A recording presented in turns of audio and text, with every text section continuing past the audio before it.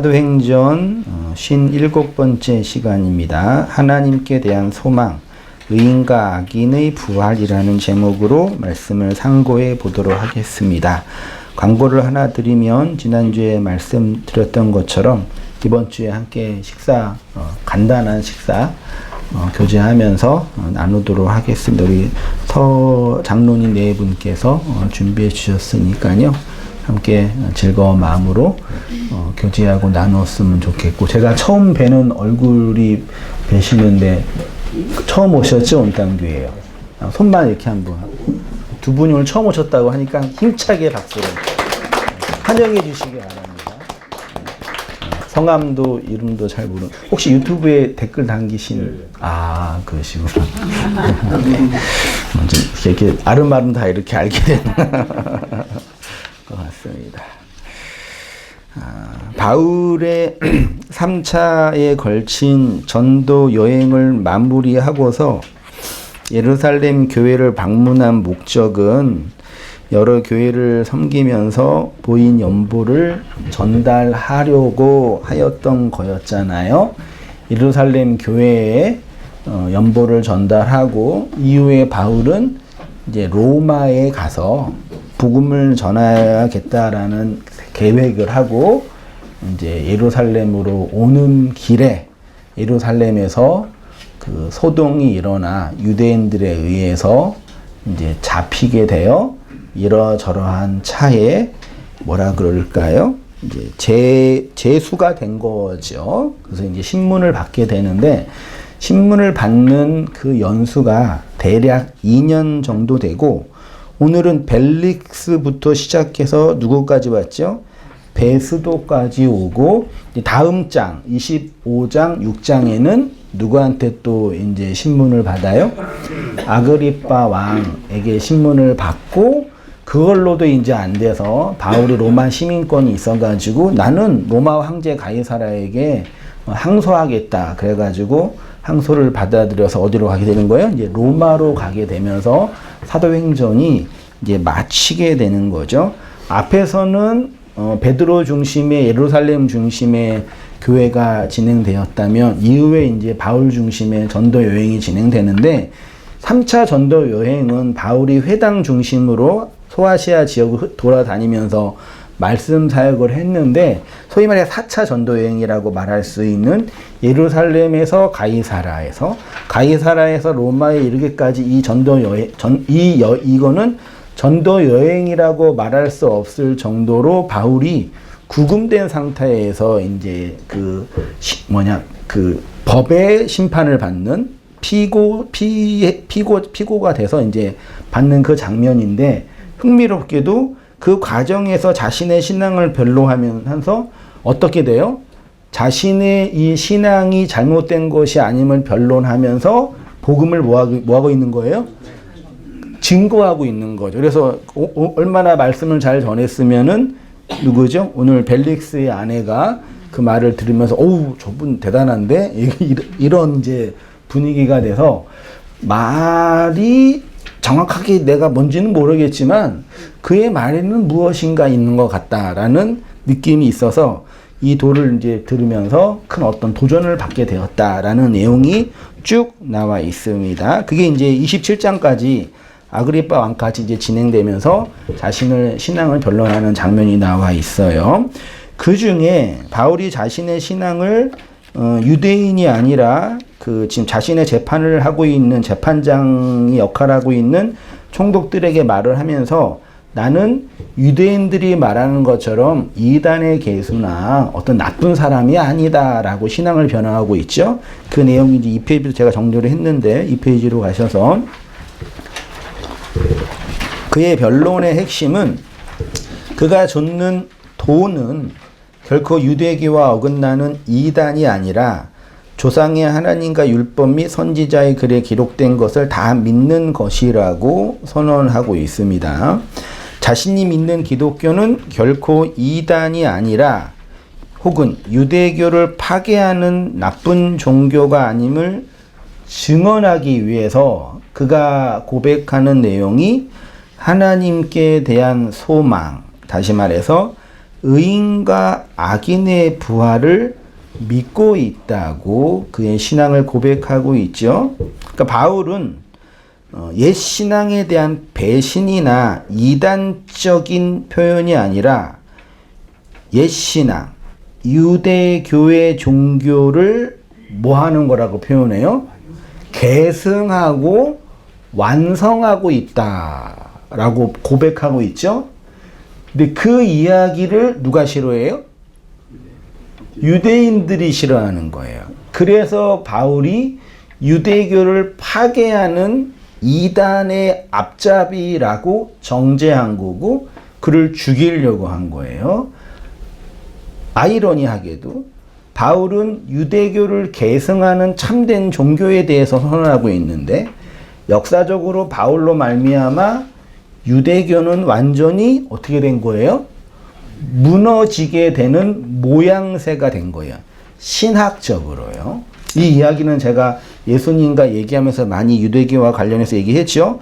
그 중에 바울이 주로 들고 있는 교리가 어떤 교리예요? 소위 말해서 오늘 제가 설교의 내용으로 중요하게 보고 있는 것처럼 부활이라는 내용이에요. 부활이라는 내용을 제가 많이 했다면 많이 할 수도 있고 혹은 여러분이 많이 알고 있으면 많이 알고 있다고도 말할 수 있지만 성경 전체에서 부활이라는 교리를 깊이 있게 다루지는 않았어요. 나중에 이제 고린도전서 15장 부활장을 강론할 기회가 되면 찬찬히 이제 말씀을 나눌 터인데 오늘은 바울의 그 변론을 중심으로 말을 하는 거니까 아무튼 바울은 유대교와 다르게 무슨 소망을 갖고 살았단 말이에요? 부활의 소망을 가지고 살았다라고 얘기했죠. 제가 지금 바울이 말한 것처럼 자, 바울은 부활의 소망을 가지고 살았습니다. 이게 바울이 믿는 신앙의 코어 중에 하나입니다. 라고 말할 때 바울이 고백하고 있는 부활의 소망은 어떤 것일까요? 라고 한다면 우리 성도님들은 어떻게 이해하시겠어요? 여러분들은 부활의 소망을 가지고 살아가세요? 라고 할 때 네, 저는 그 부활의 소망을 가지고 살아가요. 라고 말하면 그때 그 부활은 어떤 류의 부활일까요? 이 조용함? 그때 그 부활은 보편적으로 죽음 이후 그 죽음은 어떤 죽음이에요? 육체, 물리적 죽음 이후에 내가 다른 차원, 이승이 아니라 저승이라고 하는 이 세상이 아니라 하나님 나라라고 하는 그 나라에 사는 어떤 구원의 확신의 개념과 비슷한 쪽으로 부활의 신앙을 받아들이는 경향이 많이 있다라고 저는 보여져요. 맞나요? 대부분 다 개신교에서 부활절을 기념할 때 그 부활을 죽음 이후의 개념으로 물리적 죽음 이후의 개념으로 말하고 있기 때문에 임종 직전의 사람들에게 당신은 예수님을 믿게 되면은 심판을 받지 않고 부활하여서 영원한 하나님 나라에 들어갈 겁니다라는 소망을 갖추게 말하는 그런 개념 정도로 말하죠. 네, 그게 정당한 부활 신앙의 일면인 건 분명합니다. 네. 왜냐하면 우리의 인생이 우리의 육체가 죽음 이후에 끝나는 것이 아니라 영원한 하나님의 나라가 있다고 성경이 선포하고 있고 말하고 있기 때문이에요. 근데 그렇게만 보면 위험한 요소도 많이 있고 또 종말에 대한 오해를 만들 경향이 많이 있어요. 그러니까 부활은 1차적으로 누구의 부활이에요? 이 세상에서 부활하신 분은 누구뿐이 없어요? 예수님뿐이 없죠. 근데 흥미롭게도 부활의 신학이 있는 종교가 기독교만 있는 것이 아니라 다른 종교에도 많이 있어요. 기독교보다 더 오래 있었던 아브라함의 종교보다 더 오래 있었던 소위 말해 고대 페르시아 종교가 조로아스트교라 하잖아요. 그게 사실 모든 종교의 근간이기도 하는데 거기 안에도 부활 교리가 있다고 해요. 그리고 또 애굽의 피라미드 안에 누가 있어요? 누구지? 그분? 파라오가 있죠? 파라오가 그 미라로 있잖아요. 그게 왜 그렇게 미라로 사람을 매장한 거예요? 다시 부활할 거라고 그들의 신앙 안에 있었기 때문에, 그러니까 애굽의 종교도 부활 신앙이 있었고, 이슬람교도 부활이 있다고 해요. 정확하게 모르고 있다고 하니 있대요. 불교나 힌두교는 있어요, 없어요?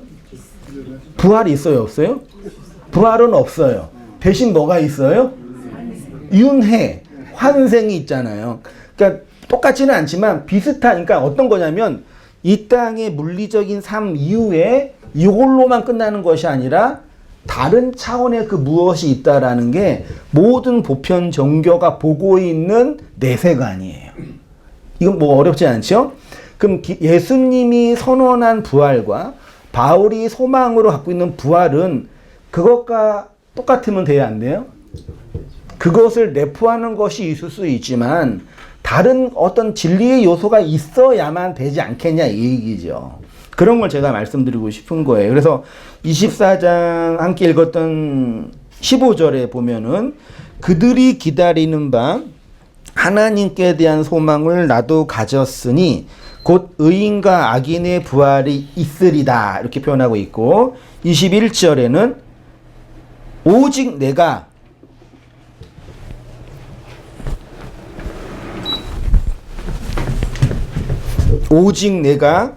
그들 가운데 서서 외치기를 내가 죽은 자의 부활에 대하여 오늘 너희 앞에 신문을 받는다 라고 말하고, 24절에는 수일 후에 벨릭스가 그 안에 유대 여자 드루실라와 함께 와서 바울을 불러 그리스도 예수 믿는 도를 듣거든 바울이 의와 절제와 장차 오는 심판을 강론, 이 안에 부활의 내용이 내포돼 있었겠지요. 이렇게 이제 선언하고 있습니다. 바울이 자신이 믿는 종교에 대해서 하나님께 대한 소망, 의인과 악인의 부활, 죽은 자의 부활, 의, 절제, 장차 오는 심판 등을 강론하고 있습니다. 15절에서도 자신의 신앙을 하나님께 대한 소망, 의인과 악인의 뭐라 그래요? 부활이라고 표현하죠. 그래서 저는 지금까지 부활에 대한 얘기를 하면서 부활이 헬라어에 뭐라 그랬어요?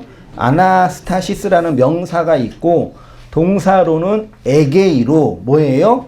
일어나다 라고 해서 부활이라는 개념의 의미로 뭐예요? 율법의 세상에서 진리로 똑바로 서서 걸어가는 성도의 현실을 뭐라 그랬어요? 부활이라 그러고, 그것이 성도가 살아가는 부활의 삶이다 라고 성도의 존재론, 소위 말해 의미론적 의미로만 말씀을 드렸단 말이에요. 근데 이 부활의 개념이 구약 성경에 있어요, 없어요? 개념은 있겠죠. 근데 단어를 제가 찾아보니까 뭐 정확하게 제가 다 보지 못한 부분도 있겠지만 단어에서 헬라어의 아나스타시스나 에게이로 같은 부활을 직접적으로 설명하는 단어는 있을까요? 없을까요? 느낌상 있을까요? 없을까요? 제가 찾아보기로는 없고 그냥 다시 산다 이런 동사적 표현은 있지만 부활이라고 지칭할 만한 단어는 단어적으로는 없어요. 그렇지만 부활을 의미하는 단어적 표현은 있더라고요. 그래서 그런지 유대교 종파 중에 사두개파, 바리새파 등이 있잖아요. 바리새파는 부활을 믿었고 사두개파는 부활을 안 믿어서 지네끼리 맨날 싸웠단 말이에요. 그러니까 유대교 안에서도 이 부활에 대한 교리가 정통으로 받아들이지 않는 부분이 있었던 것으로 추론되는 거죠. 왜냐하면 구약 성경 자체가 특히 모세의 오경에서는 부활에 대한 표현이 없었고 나중에 이 선지서에 와서 부활을 표현하는 느낌이 있었는데 그건 다 어떤 느낌이에요? 죽음이라는 죄와 악에서부터 살음이라는 진리로 똑바로 살아나는 현실, 죽음이라는 바벨론의 포로에서 돌아오는 것을 뭘로 설명했어요? 부활 등등으로 표현했단 말이에요. 그 표현이 시편에서도 이렇게 있어요. 본문 보이세요? 15절에 시편 17편 15절에 나는 의로운 중에 주의 얼굴을 배우리니 깰 때에 주의 형상으로 깰 때가 잠에서 깨는 거죠. 구약 성경의 잠은 뭘 상징해요? 죽음이잖아요. 죽음에서 다시 살아난다. 그게 뭐예요? 부활을 표현하는 거죠. 이사야 26장 19절에도 주의 죽은 자들이 살아나고 그들의 시체들이 일어나리. 이게 상징적인 표현이겠죠. 예, 물리적 죽음이 아니라 하나님의 심판으로 말미암아 예루살렘 도성이 파괴되는 그 현실을 죽음이라 그러고 그것들을 회복하는 것을 뭐라 그래요? 살아남이라고 표현하고 있는 것처럼 보여집니다. 3페이지로 가셔서 에스겔서 37장은 다 대부분 알고 있는 대중적인 말씀이죠. 에스겔 골짜기 환상이죠.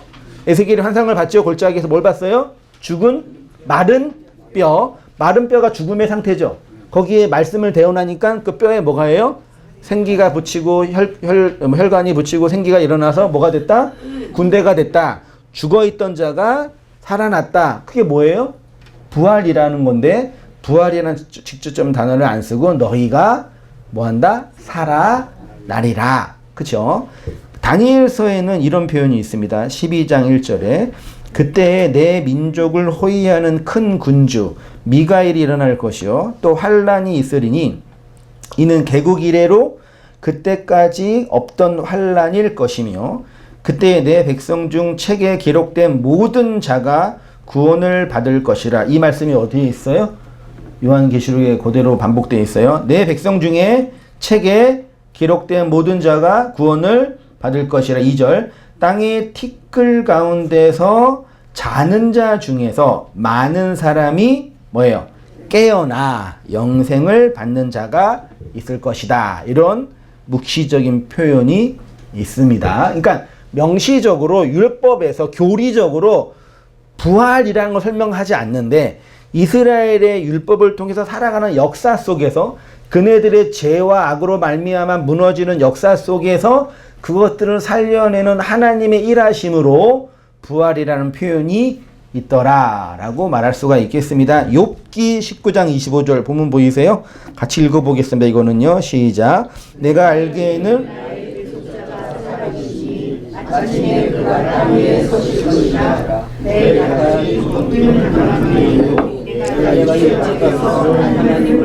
네, 욥의 시적인 표현이 고백이에요. 내가 알기에는 나의 대속자가 살아 계시니 누굴 예표하는 거겠어요? 이건 뭐 신학적인 지식이 없어 당연히 예수님을 예표하는 거라고 말할 수 있잖아요. 네. 마침내 그가 땅 위에 뭐 한대요? 서다가 히브리어로 쿰이에요. 동사로 일어나다 혹은 세우다예요. 그러면 나의 구속자가 살아 계시는데 그가 땅 위에 세워질 것이다. 뭐예요? 예수가 십자가로 세워질 것이다 라는 걸 예표하는 고백이겠죠.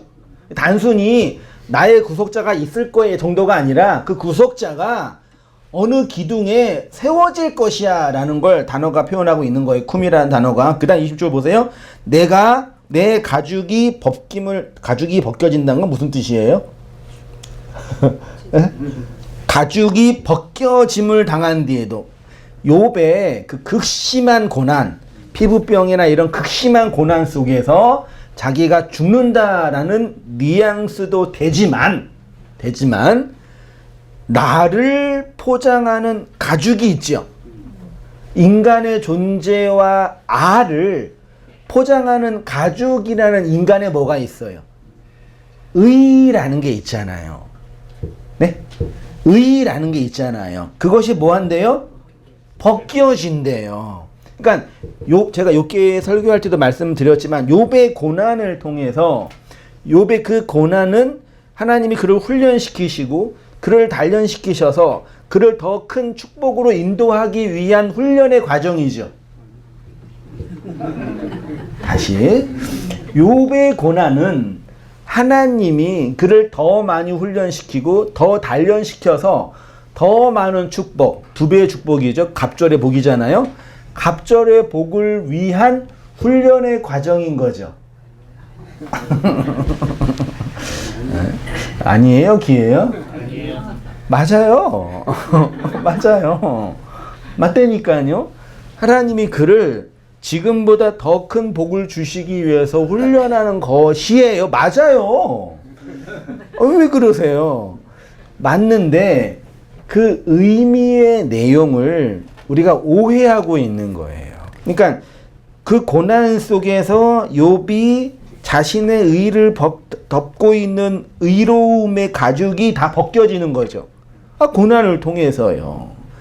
그렇게 당한 뒤에 내 육체 어디에서? 밖에서 하나님을 본다 그러잖아요. 그 고난을 통해서 그 하나님을 정확하게 본다, 만난다라는 표현. 그게 지금 육체에 바뀌잖아요. 육체가 밧살을 그냥 살덩어리예요. 근데 전치사로 되어 있어요. 전치사 민이라는 전치사가 있어서 이게 밖에서부터 되지만 혹은 육체로부터도 돼요. 그러니까 하나님이 욥을 이러한 저러한 모양으로 인도하는 과정을 통해서 욥의 외적인 의로움이 다 벗겨지고 되는데 그것이 육체로부터 하나님을 뭐 하는 거다? 보는 거다. 이게 뭐예요? 신약으로 말하면 이게 부활이에요. 의미론적으로. 그러니까 1차적으로 역사 속에서 부활하신 분은 예수님 뿐이 없죠. 그래서 저는 역사적 예수님을 믿어요. 예수님이 역사 속에서 오셨다는 것을 믿어요. 그날이 12월 25일은 아니지만 그분이 오셨어요. 육체로 사시고 십자가에서 죽으시고 그리고 뭐 하셨다고요? 부활하셨단 말이에요. 죽음을 이기셨단 말이에요. 예수의 역사적 부활을 우리 모두는 믿습니다. 그거는 그 사실 자체는 분명한 거예요. 근데 역사적 예수를 믿는 것처럼 역사적 예수의 부활을 믿는 것으로는 신앙이 충분하지 않는 게 문제예요. 오늘날 개신교, 소위 말해 개신교에서 말하는 부활은 역사적 예수를 믿는 것 정도로만 보는 것 같아요. 왜요? 무신론자들이나 진화론자들이 많이 있기 때문에 이 이성주의 과학의 입장에서 죽은 사람이 물리적으로 죽은 사람이 다시 살아나는 것은 가능해요? 불가능해요? 그 불가능하다. 그거는 그냥 상징적인 사건이야. 제자들이 신앙이 너무 깊어가지고 그냥 그렇게 본 거야 라고 하는 거죠. 그 너무 믿음이 좋으신 분들은 아니야. 역사적인 예수가 죽었다가 살아나신 것처럼 지금 우리도 그렇게 죽었다가 살아날 수 있어 라고 말한단 말이에요. 그 맞아요? 틀려요? 지금 혼동되죠? 내가 물리적으로 죽었다가 다시 살아날 수 있어요? 실제로 그런 분들이 계시는 게 문제예요. 진짜라니까요. 끔찍한 일인데 잠깐 인터넷에 뉴스를 봤는데 자식이 부모를 죽였더라고요. 예? 근데 경찰에 진술하는 게 내가 죽이면 하나님이 이분들을 다시 살려줄 거라고 믿었대요. 그 어디서 들은 거예요? 예? 그분이 개인적으로 묵상하다가 신의 계시를 받아서 그런 거겠어요? 어디서 정신질환 환자겠죠. 그치? 제가 극단적인 예를 든 거예요. 극단적인 예. 근데 이게 극단적인 예만은 아닌 게 문제예요. 부활동산이라는 그런 데도 있고. 진짜. 그러니까 인간은 그렇게 신앙을 자기 육체화하는 걸 이게 본능적으로 원하는 욕망이 있나 봐요. 아주 악한 욕망 중에 하나인데. 그러니까 역사적인 부활을 자신이 실제로 할 수 있다고 생각하는 거죠. 그거는 뭐예요? 진짜 위험한 사상이죠. 네, 그래서 그런 식의 어떤 물리적 부활을 믿는 사람들이 없지는 않는 게 문제예요. 물리적으로 부활하신 분은 누구뿐이 없다? 예수님뿐이 없다. 그렇지만 우리의 육체가 죽었다가 나중 사후세계라고 하는, 소위 말해 불교에서 하면 저승이라고 하는 하나님 나라에 다시 살아날 것을 우리는 믿음으로 바라본다. 그 정도까지는 가능하죠. 그렇게 인정하고 그 안에 있는 내용이 뭐냐 이 얘기예요. 제가 이 바울의 이 선교 여행을 보면서 예수님의 생애를 이렇게 보면서 예수님과 바울의 신학적인 표현 좀 그렇죠. 주적은 누구였어요? 우리의 주적은 북한이지만 예수님과 바울의 신학적인 주적 유대교였어요. 그래서 유대인들에게 살해를 당했고 유대인들에게 살해를 당할 위협을 당하고 있는 거잖아요. 그러면 유대교의 핵심 교리가 뭐예요? 소위 말해 그냥 다 차치하더라도 유대교는 인간의 행위를 강조하죠. 율법 준수를 구원의 조건이라고 보잖아요. 율법의 계명을 만들어서 인간의 의의를 쌓는 것으로 구원을 이룰 수 있다라는 게 그네들의 신학 사상이잖아요. 그럼 예수님이 오셔가지고 뭘 부신 거예요? 그네들의 율법주의 사상, 인간의 행위로 하나님의 의에 도달할 수 있다라는 그 인본주의적 사상을 성전을 무너뜨림으로 자신의 육체가 죽음으로 그걸 무너뜨렸죠. 바울도 결국은 우리의 구원은 인간의 행위가 아니라 하나님이 행하신 은혜로 구원받는 그게 로마서의 핵심 교리잖아요. 구원받은 거잖아요. 근데 그렇게 주장을 하는데 바울의 신앙의 핵심 코어에는 인간의 행위가 아니라 하나님의 행위라고 하면서 또 다른 측면에 뭐가 있다고요? 부활이 있단 말이에요. 왜요? 부활이 뭘 무너뜨려요? 나중에 고린도전서 15장에 원고 읽어보셨죠? 부활이 뭘 죽여요? 사망을 죽이잖아요. 부활이 사망을 이기잖아요. 그 사망이 뭐예요? 죽음이잖아요. 원래 인간은 죽어요, 안 죽어요? 원래 인간은? 원래 인간은 안 죽어요. 왜 죽게 된 거예요? 뭐가 들어와서? 죄의 결과가 사망이니까 죄가 들어와서 인간이 죽는 거잖아요. 그러면 죄를 이긴다는 얘기는 뭘 이긴다는 얘기예요? 죽음, 사망을 이긴다는 얘기예요. 그래서 반드시 예수가 뭐 해야 돼요? 죽었다가 반드시 부활하셔야 되고 교회가 반드시 죽었다가 부활해야 된다고요. 욥이 지금 내가 내 가죽이 벗김을 당한 뒤에 내가 그렇게 의로움이 죽어서 육체 밖에서 하나님을 보는 것이 구원이라고 선언하고 있는 것처럼 오늘날 우리 기독교인들도 그렇게 반드시 죽어서 뭐 해야 된다고요? 부활해야 한다. 그 부활을 제가 이전에는 아나스타시스라는 진리로 똑바로 서는 것으로 표현했는데 바울은 그 부활을 사망을 이기는 차원으로 설명한 거란 말이에요. 그러면 부활이 사망을 이겼다는 얘기는 뭘 죽였다는 얘기예요? 죽음을 죽인 건데 지금 그 사망을 들어오게 한 게 뭐예요? 죄죠. 죄를 죄되게 한 게 뭐예요? 율법이잖아요. 그럼 뭘 죽인 거예요? 율법을 무력화한 사건이 뭐예요? 그게 부활이에요. 그래서 은혜의 종교에만 뭐가 있어요? 부활이 있는 거예요.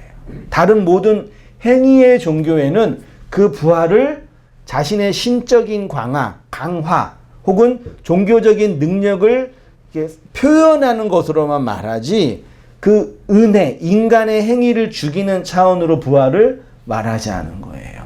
그러니까 개신교가 4월 초만 되면 부활절을 지키는 거 있잖아요. 기독교 신앙의 교리를 사수하는 측면에서는 의미가 있지만 내용적으로 뭔지 모른단 말이에요. 부활 교리를 말하면서 여전히 자신은 어디 안에 있어요?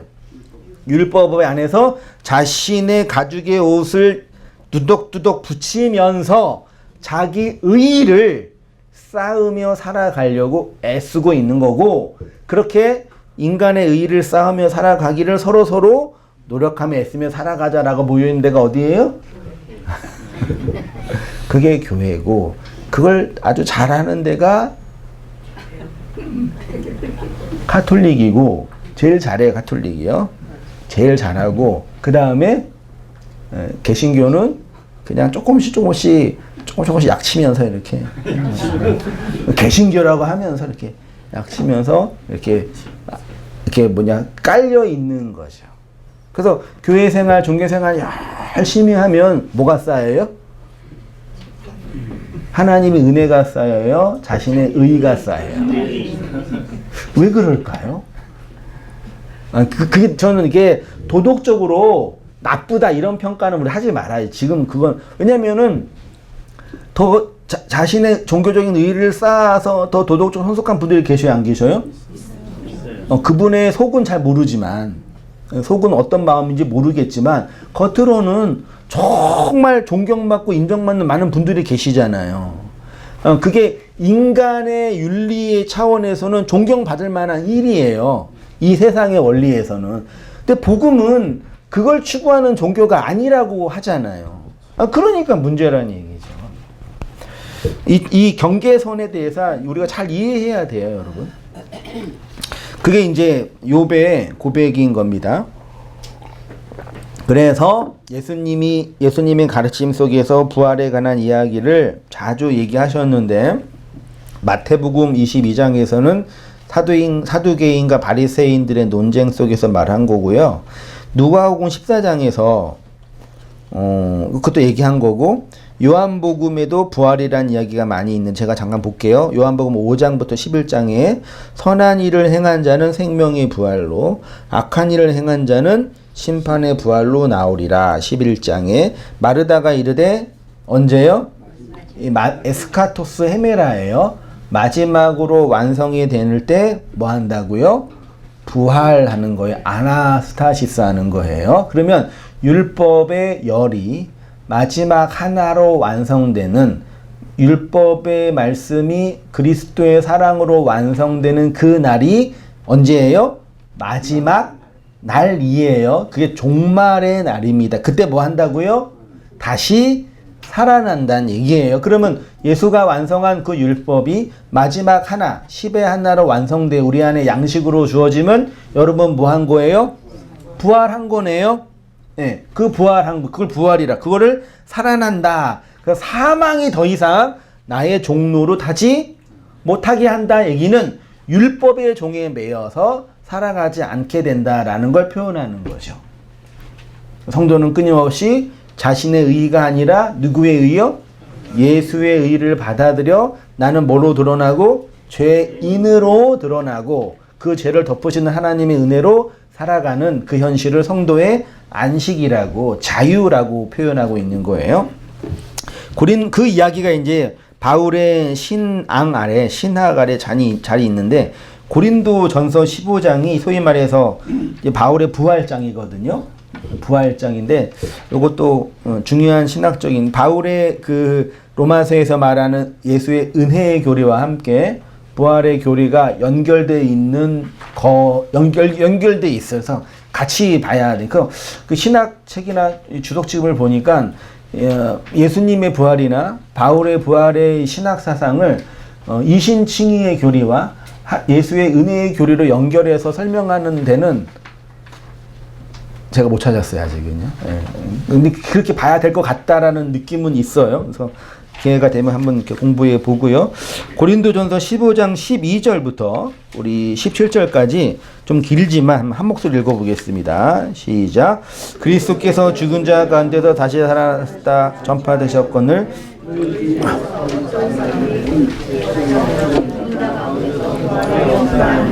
만일 죽은 자의 부활이 없으면 그리스도도 다시 살아나지 못하셨으리라. 그리스도께서 만일 다시 살아나지 못하셨으면 우리가 전파하는 것도 헛것이요 너희 믿음도 헛것이며 또 우리가 하나님의 거짓 증인으로 발견되리니 우리가 하나님이 그리스도를 다시 살리셨다고 증언하였음이라. 만일 죽은 자가 다시 살아나는 일이 없으면 하나님이 그리스도를 다시 살리지 아니하셨으리라. 만일 죽은 자가 다시 살아나는 일이 없으면 그도 다시 살아나신 일이 없으스터이요. 그리스도께서 다시 살아난 일이 없으면 너희 믿음도 헛되고 너희가 여전히 죄 가운데 있을 것이요. 요 죄 가운데 있다는 얘기는 또 뭐예요? 여전히 행위의 저주 안에 갇혀 있게 될 것이다 라는 얘기예요. 행위의 저주라 함은 뭐냐면 인간이 자신을 의롭게 하기 위해서는 뭘 쏟아내야 돼요? 행위를 쏟아내야 되잖아요. 지금 바울이 그 법정에서 변론하고 있는 거는 나는 유대인이 말하는 그런 죄를 범하지 않았고 나는 유대교의 신앙을 바르게 개성하고 있는 참된 종교를 선언하고 있는 사람입니다라고 자신의 외적인 걸 이렇게 변호하고 있는 것처럼 인간이 율법으로 자신을 변호해야 된다는 얘기예요. 그게 행위의 저주예요. 왜냐하면 그것으로는 100번, 1000번, 1000번 다 했다가 마지막에 하나 잘못하면 어떻게 되는 거예요? 다, 그러니까 1부터 100까지 다 지켜야 되는데 여러분 중에 의지가 강하신 분들은 1부터 100까지 다 지켜요? 못 지키지만 99.99는 지킬 수 있는 분이 있어요. 논리적으로. 그치요? 네. 있지만 100은 이해요, 아니에요? 이 세상에 금이 순도가 100 있어요, 없어요? 없는 것처럼 이 땅의 인간의 외적인 행위로 자신의 의로움을 지킬 수 있는 인간은 잘해야 99.99예요. 근데 그거를 세상에서 뭐라 그래요? 순도가 100이다라고 뭐 해주는 거예요? 인정해 주는 거예요. 세상에서는. 근데 하나님은 0.01 부족하기 때문에 그거는 없는 거다라고 해요. 그걸 율법에 뭐라 그런다고요? 저주고 행위의 저주라고 하는 거예요. 그러니까 이 세상 끊임없이 1부터 99.9까지 뭘 매겨요? 순위를 매기잖아요. 그게 나쁘다, 싫다, 좋다 이거 필요가 없어요. 왜요? 그거는 이 세상의 자연 법칙이니까요. 그래서 키도 작은 사람부터 중간부터 큰 사람 다 있잖아요. 모든 소도 1등급 있고 2등급 있고 A 1등급 B등급 B등급이 있나 아무튼 다 등급이 매겨지는 것처럼 모든 인간도 다 등급이 아니 저분은 저거 진짜 하나님 신앙이 있는 분인가 뭐 어떻게 인간을 등급으로 매기냐 그러는데 매겨야 안 매겨요. 이 세상에 서열이 없는 게 있어요 없어요? 없나요? 없는 게 있어요 없어요? 서열이 없는 게 뭔 말이지? 아무튼 이 세상은 차서와 순서로 움직여지는 곳이기 때문에 1부터 99.9까지 다 서열이 있다고요. 그쵸? 그 인간은 이 세상, 서열의 세상에서 언제 행복해요? 다른 사람보다 서열이 높을 때 행복하죠. 그래서 이 세상에 행복한 사람이 있어요? 없어요? 없는 거죠. 왜요? 서열이 아무리 높아도 내 위에 또 뭔가가 있단 말이에요. 이 세상은 그런 세상이에요. 그래서 끊임없이 우리는 서로를 비교하면서 내적으로 뭐예요? 나는 그래 저 사람보다 신앙은 좋아. 그렇죠? 저 사람보다는 이 묵시복음을 좀 더 일찍 알았어. 말은 안 하시겠지. 그래 속으로 그러니까 목사님 전 그러잖아요. 그렇게 말하지 마세요. 깊이 들어가면은 속에 그 나가 있잖아요. 그 나가 내가 그래도 저 장로님보다 말빨은 좀 약하지만 내가 아는 건 더 있어. 왜 잘난 척해 저분은? 그 다 속에 있어요 없어요? 여러분은 없으세요? 다 성화돼 가지고 없으시나? 다 있단 말이에요. 그 서열화 속에서 비교 우위 속에서 행복해하고 비교 하위 속에서 절망하는 게 인간의 율법의 세상에서의 저주예요. 그래서 우리는 이 세상에서 조금 훈련하고 조금 만족하면은 어느 정도는 돼. 그래서 그 어떤 분들은 그래서 어떤 중상위 정도만 돼도 그래도 그냥 스스로 뭐라 그래요? 만족하자. 그게 오늘날 이 소득 격차의 세상에서 뭐라 그래요? 중산층이라고. 그 어디까지인지 모르겠지만 아무튼 피곤해. 해놓고 야 여러분 이 정도만 돼도 그래도 여러분 행복한 거예요. 만족하세요. 그러니까 범위를 많이 만들어 놓고 위에 있는 분은 상관 안 하고 밑에 있는 사람은 그래서 자기 마음속에 뭐 하고 싶은 거예요. 나중에라도 이렇게 해서 예, 좀 중산층 해보자 이런 어떤 심리가 있는 거잖아요. 이게 오늘날 이 세상의 법칙이고 이 세상의 정치는 이런 세상의 서열화를 좀 이렇게 뭐예요? 좀 이렇게 좀 해소해보자. 너무 심하게 해소하려고 노력했던 사람들이 누구예요? 칼 막스나 이런 공산주의자들 말도 안 되는 그런 말을 한 거죠. 이 세상 그렇게 움직이니까 그렇게 율법의 저주에 살아가는 게 이 세상의 그 원리고 법칙이다. 그 율법의 세상이에요. 근데 그렇게 이제 말해놓고 사도 바울이 부활을 말해놓고 뒤에 나와 있나요? 잠깐 이것만 적으시면 4페이지 그 본문에 고린도전서 15장 52절부터 쭉 보다가 58절을 쭉 보시면 제가 한번 볼게요. 이건 잘 보세요. 나팔 소리가 나매 죽은 자들이 썩지 아니할 것으로 다시 살아나고 우리도 변화되리라. 이 변화되리라. 이 썩을 것이 반드시 썩지 아니할 것을 입겠고 이 죽을 것이 죽지 아니함을 입으리로다. 이 썩을 것이 썩지 아니함을 입고 이 죽을 것이 죽지 아니함을 입을 때에는 사망을 삼키고 이기리라고 기록된 말씀이 이루어지리라. 55절 사망아 너의 승리가 어디 있느냐. 사망아 내가 쏘는 것이 어디 있느냐. 사망이 쏘는 것은 죄요 죄의 권능은 율법이라. 57절 우리 주 예수 그리스도로 말미암아 우리에게 승리를 주시는 하나님께 감사하노니. 58절 다 함께 읽어보겠습니다. 시작. 그러므로 내 사랑하는 형제들아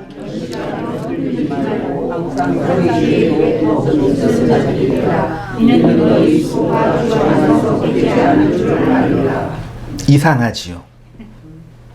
58절 보면 이상하지요. 한글 성경만 보면 이상하죠. 어떤 의미에서 이상하다라고 말씀하는지 아시겠어요? 앞에서는 인간의 의, 율법을 이기는 부활에 대해서 말해놓고 마지막 결론이에요. 이게 결론이에요. 바울의 결론이에요. 다 몰라도 결론만 알면 되잖아요. 사실은요. 뭐라 그래요? 견실하며 흔들리지 말고 항상 주의 일에 더욱 힘쓰는 자가 되라. 왜요? 여러분의 수고가 결코 뭐처럼 보여요? 뭘 자꾸 이렇게 수고하고 여러분 이렇게 주일날 교회 오는 거 헛되요? 안 헛되요? 안 헛되고 여러분 힘들 중에 헌금 되시는 거 헛되요? 안 헛되요? 안 헛되고 여러분 전도하는 거 헛되요? 안 헛되요? 안 헛되요. 왜요? 다 주님이 다 뭐예요? 알고 계셔요. 나중에 다 주님께서 다 그걸 뭐 해주시는 거예요? 보상해 주시는 거예요. 맞죠? 이렇게 말해도 전혀 문제가 안 되잖아. 이 본문을 보면. 그러니까 우리가 미치고 팔짝 뛰는 거예요. 이 말씀에 고민하면서요. 아니 앞에서는 그렇게 말해놓고 그러니까 여기서 이제 저는 질문을 하는 거죠. 뭐가 잘못된 걸까? 바울의 부활 교리는 맞죠? 그렇죠? 그럼 그 부활 교리 입각해서는 인간의 외적인 행위를 강조하는 건 좀 위험해. 그러면 어떤 바울의 의도는 뭘까? 이렇게 이제 고민하게 되는 거예요. 여기에서 더 항상 무슨 일이에요? 그럼 주일이 뭐예요? 주의 우리가 주의 일에 힘쓰세요 할 때 그 주의 일은 뭐예요? 우리는 예배 드리는 거, 헌금 내는 거, 봉사하는 거, 이 모양 저 모양으로 이렇게 뭐 교회와 관련된 일을 하는 거. 이런 걸 뭐라 그래요? 주의 일이라고 정했죠. 누가? 그걸 도그마라고 하는 거예요. 묻지도 따지지도 않아요. 그걸 교리라 그런 거예요. 그걸 전통이라 그런 거고, 그걸 관습이라 그런 거예요. 그래서 관습이 반복되면 뭐가 돼요? 법이 돼요. 그 관습법이 있잖아요.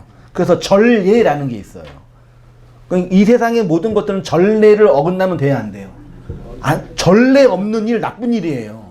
그러니까 이게 좋은 거면서도 되게 그래. 그러니까 관례대로 관습법으로 주의 일은 이러저러한 일이라고 우리 인간이 그러니까 알게 모르게 함의를 한 거란 말이에요. 이게 무의식 속에 있는 거란 말이죠. 됐죠? 그러면 이 주의 일이 언어로 보니까 큐리오스 에르곤이거든요. 큐리오스 주님은 뭐예요? 그리스도잖아요. 그리스도의 일에 힘쓰는 자. 내가 단어 안 넣었나? 넣었는데? 뒤에 있어요. 뒤에요. 주의 일에 더욱 힘쓰다가 헬라어로 페리슈오라는 단어인데 여기 단어적인 뜻이 넘치다, 풍성하게 하다예요. 예수님이 오병이어의 기적을 행하면서 오병이어로 수천 명을 먹이시고 남긴 게 몇 개죠?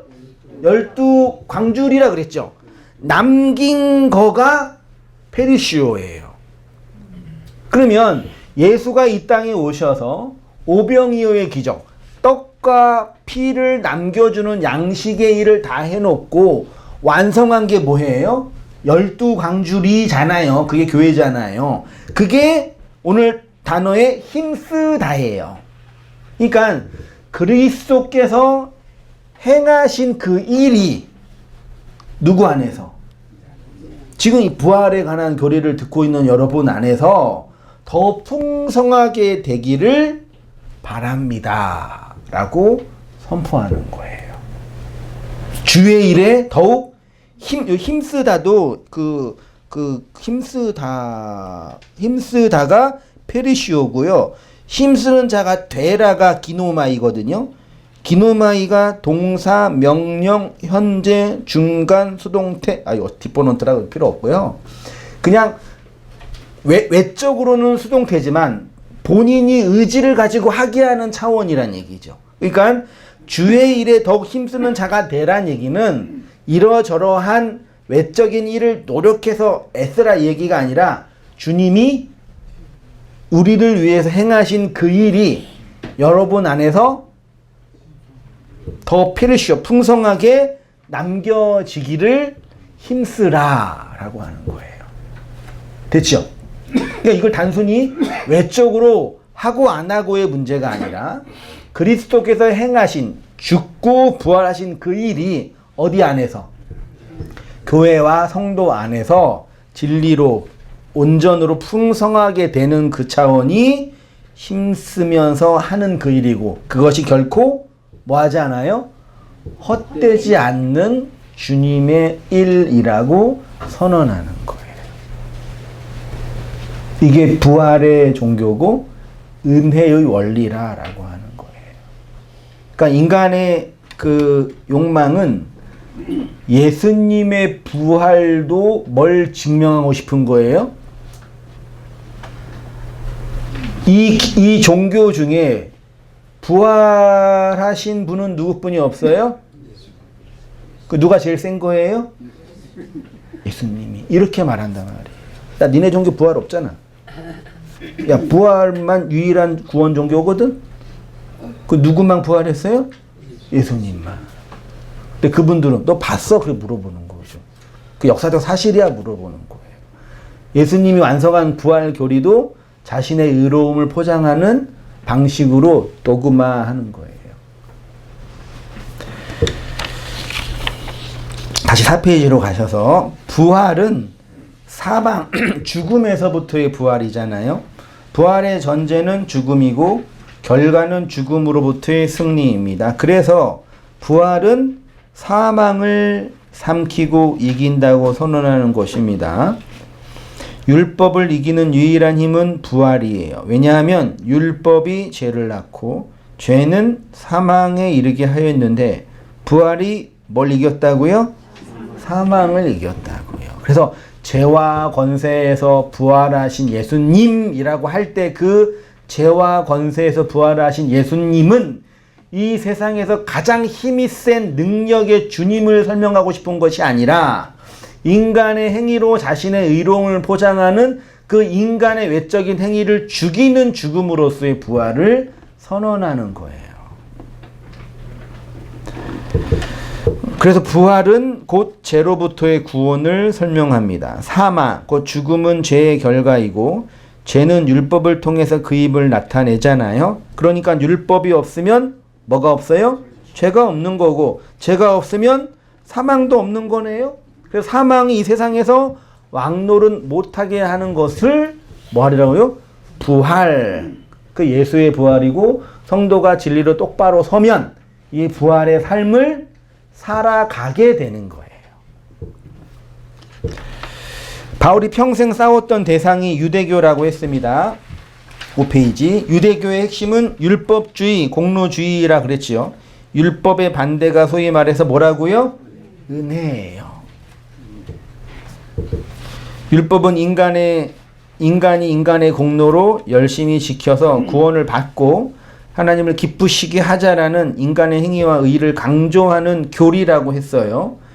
그럼 은혜의 교리는 반대겠네요. 네, 말씀드린 그거예요. 그래서 우리의 구원을 하나님의 전적인 은혜라고 선언합니다. 그래서 율법의 반대가 은혜가 되는 거예요. 반율법이 아니라. 율법을 행하지 않는 게 율법의 반대가 아니라 뭐라고요? 은혜라고요. 그러니까 자꾸 율법의 반대를 율법을 행하지 않는 것으로 오해하면 너무 반쪽짜리 이해해요. 옛날에 이거 행하고 저거 행했던 그것이 율법의 행위라고 해서 그걸 안 하는 것이 안식에 이르는 것이 아니란 말이에요. 11조를 안 하는 게 11조의 의미예요. 물론 이거 레토릭을 위해서 왜곡되어 있는 세상이기 때문에 11조를 하면 죄다 이렇게까지 설명하는 분이 계시는데 표현이 그런 건데 그걸 안 하는 게 중요한 게 아니란 얘기예요. 그 11조가 뭔지 알고 행하는 게 중요하다고요. 그런 차원인 거예요. 외적인 행위라는 게요.